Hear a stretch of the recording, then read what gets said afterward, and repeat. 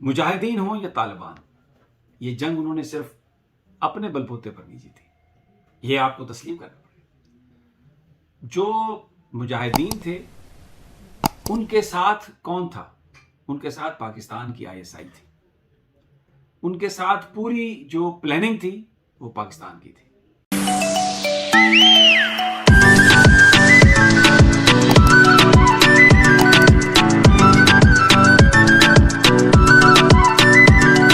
طالبان جو پہلے مجاہدین کی شکل میں تھے، 80 کی دہائیوں میں انہوں نے روس کا وہاں پر کریا کرم کیا اور افغانستان میں ان کی جو مداخلت تھی، ان کا جو قبضہ تھا، اس کو ختم کیا، اور پوری دنیا نے دیکھا کہ روس اپنی تمام تر طاقت کے باوجود مجاہدین کو نہ دبا سکا اور بالآخر اس کو وہاں سے جانا پڑا، اور اتنا بلیڈ کیا انہوں نے، اتنا نقصان کیا اپنا اس جنگ میں، اتنا خرچہ کیا اس جنگ میں کہ اس افغان شکست کے 2-3 سال کے بعد ہی جو سوویت یونین تھا اس کا شرادہ بکھر گیا، اور وہ رشیا بن گیا، روس بن گیا، وہ جو ایک بڑی کمیونسٹ طاقت تھی وہ ساری کی ساری وہ بالکل ایواپوریٹ ہو گئی، وہ میلٹ ہو گئی۔ اب امریکہ نے 20 سال تک نیٹو کی مدد سے، دوسرے تمام ممالک کی مدد سے افغانستان کے اندر اس ماحول کو گرم رکھا، طالبان کے ساتھ وہ لڑائی لڑتے رہے اور یہ بتاتے رہے کہ ہم نے فوج بنا لی ہے اور نہ جانے کیا کچھ کر لیا، لیکن اب 20 سال کے بعد پتہ چلا کہ کچھ بھی نہیں ہے، اور طالبان نے بالکل اسی طرح جو پہلے مجاہدین تھے اب طالبان، اور بینڈ بجایا پورے طریقے سے امریکہ کا، جس پر لیکن اس میں جو اصل بات چھپی ہوئی ہے جو میں آپ سے کرنا چاہتا ہوں، مجاہدین ہوں یا طالبان، یہ جنگ انہوں نے صرف اپنے بل بوتے پر نہیں جیتی، یہ آپ کو تسلیم کرنا پڑے۔ جو مجاہدین تھے ان کے ساتھ کون تھا؟ ان کے ساتھ پاکستان کی ISI تھی، ان کے ساتھ پوری جو پلاننگ تھی وہ پاکستان کی تھی، اور در حقیقت امریکہ کو اس وقت روس کے خلاف پاکستان ہی لے کر آیا تھا۔ ریسورسز اس وقت سارے کے سارے پاکستان کی ڈسپوزیبل تھے، اس پر ہماری ڈسپوزل پر تھے۔ کیا کرنا ہے، حکمت عملی کیا ہے، کہاں پر حملہ کرنا ہے، کہاں سے وڈرا ہونا ہے، کس طریقے سے سارا یہ کام کرنا ہے، وہ طالبان کو اس بات کی تربیت اور اس بات کا جو مشورہ تھا وہ سارے کا سارا پاکستان کا تھا، ISI کا تھا۔ اور ابھی شروع میں مدد کی پاکستان نے امریکہ کی کہ ٹھیک ہے، ایک آپ جنگ کو ختم کرنا چاہتے ہیں تو کریں، لیکن جب افغانستان کے سارے اڈے دے دیے انڈیا کو، امریکہ نے ان کو اپنا پارٹنر بنا لیا، بلوچستان میں ماحول گرم کیا، تو پھر اس وقت تک طالبان شکست نہیں دے سکے تھے امریکہ کو۔ پھر معاملہ کچھ بدلا، کچھ تبدیل ہوا، اور اس کے بعد آپ نے دیکھا کہ کس طرح رات کی تاریکی میں امریکہ کو وہاں سے فرار ہونا پڑا، اور انہوں نے کہا کہ جناب یہ ہمارے بس کی گیم نہیں ہے۔ تو جہاں پر طالبان نے جنگ جیتی ہے، تھوڑا کریڈٹ آپ کو دینا پڑے گا، کریڈٹ دینا پڑے گا پاکستان کی ISI کو، کہ انہوں نے جس طریقے سے یہاں پر 2 بڑی سپر پاورز کو ان افغانیوں کے ہاتھوں شکست دلوائی، یہ بھی تاریخ کا ایک حصہ ہے۔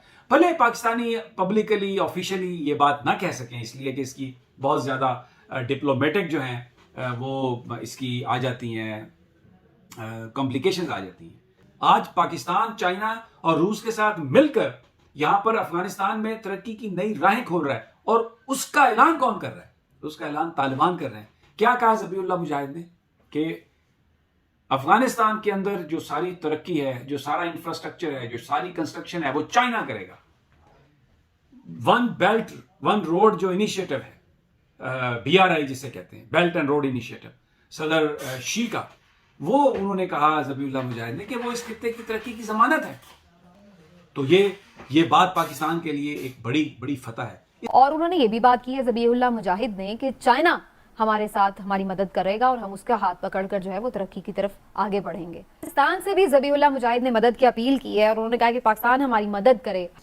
پہلی بات تو یہ ہے سمینا کہ بڑا اچھا موقع ہمیں تھا، جو لگتا ہے کہ ہم کھو گئے ہیں۔ پہلا موقع یہ تھا کہ انہوں نے ترکی اور UAE کو بلایا ہے ایئرپورٹ کو فکس کرنے کے لیے۔ بھئی ہم نے کیوں نہیں آفر کیا کہ ہم ایئرپورٹ آپ کا فکس کر سکتے ہیں؟ بڑا اچھی بات ہوتی، آخر ہم کر سکتے ہیں نا۔ دیکھیے اتنا امپورٹنٹ ہے افغانستان چین کے لیے کہ اب سے افغان اسپوکسمین جن کا کوئی خاص ایکسپیرینس نہیں ہے چین کے ساتھ بات کرنا اور ریلیشن شپ ان کے ساتھ مینیج کرنا, اس نے اناؤنس کر دیا ہے کہ ہمارا سب سے بڑا دوست اور جس سے ہم بہت ایکسپیکٹ کرتے ہیں ہمیں مدد ملے وہ ہے چین. اور بالکل صحیح کہہ رہا ہے وہ, اس لیے کہ آپ تھوڑا میپ دیکھ لیں سینٹرل ایشیا کو, وہ آپ اور انڈین اوشن کے درمیان افغانستان ہے, آپ پہنچ نہیں سکتے جب تک افغانستان سے آپ کی کوآپریشن نہیں ہوئی.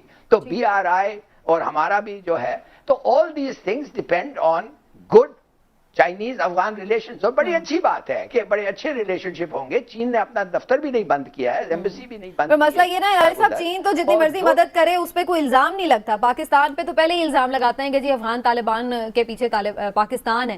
تو پاکستان اگر ایئرپورٹ کو فکس کرتا جا کے یا ان کی ہیلپ کرے کسی بھی طرح گورنمنٹ فارمیشن میں اور چیزوں میں, تو پھر پاکستان پہ تو پکا ہی ٹھپا لگ جاتا ہے کہ جی دیکھیں ہم تو پہلے ہی کہتے تھے یہ افغان طالبان کی سٹرنگز جو ہیں وہ پاکستان کے ہاتھ میں.